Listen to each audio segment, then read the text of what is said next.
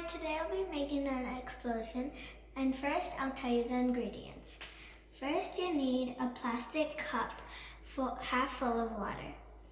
Then you need a baking soda, 3 to 6 tablespoons.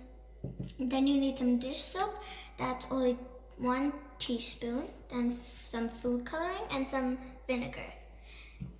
And now we're gonna start the explosion. So first I'm gonna put some baking soda, and then, I kinda dropped it. Some some dish soap, and some food coloring. Can I have a mixer?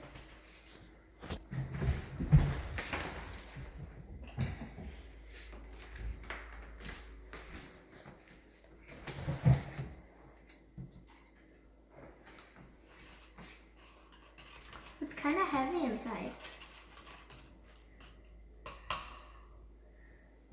Now for the explosion.